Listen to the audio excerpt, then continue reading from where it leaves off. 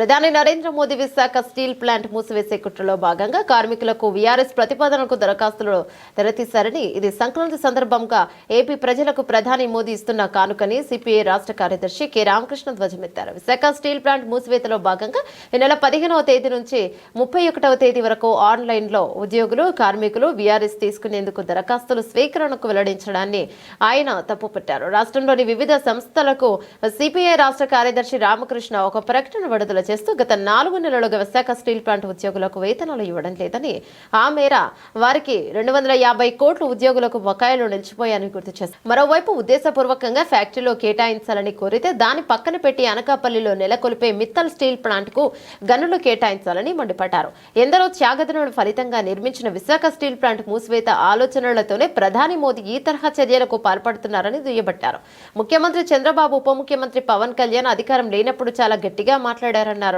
నాడు ప్రతిపక్ష నేతగా చంద్రబాబు ఉన్నప్పుడు విశాఖ ఉక్కు ప్రైవేటీకరణను ఆపాల్సిన బాధ్యత అప్పటి ముఖ్యమంత్రి వైఎస్ జగన్మోహన్ స్పష్టం చేశారన్నారు.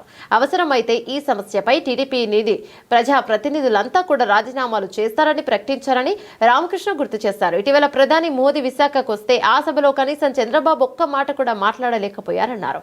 అదే పవన్ కళ్యాణ్ ప్రతిపక్షంలో ఉన్నప్పుడు తమకు అధికారం ఇస్తే విశాఖ ఉక్కు ప్రైవేటీకరణను ఆపుతామన్నారని ప్రశ్నించేవాడిని పదే పదే పవన్ చెప్పుకున్నారని తెలిపారు. ఇప్పుడు పవన్ కళ్యాణ్ కేవలం ప్రశ్నించేవాడు కాకుండా కనీసం అడగడానికి చేతకానివాడిలా తయారయ్యాడని అన్నారు.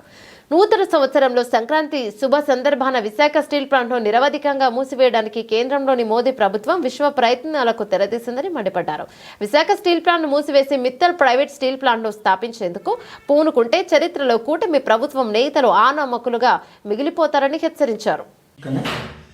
తెలుగు ప్రజలందరూ కూడా సంక్రాంతి జరుపుకుంటున్న సందర్భంలో ఎంతో సంతోషంగా ఉన్న వేళలో రాష్ట్ర ప్రజల ఆశలపైన ప్రధాని నరేంద్ర మోడీ గారు నీళ్లు జరుపుతూ ఉన్నారు.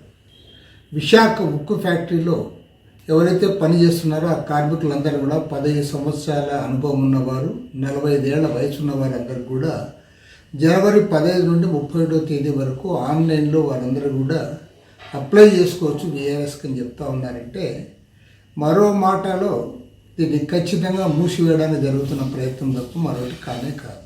ఎందుకంటే గతంలో నుంచి కూడా, ఎందుకంటే గత 4 మాసాలుగా సక్రమంగా వారికి జీతాలు ఇవ్వలేదు, పైగా ఉత్పత్తిని తగ్గిస్తూ ఉన్నారు.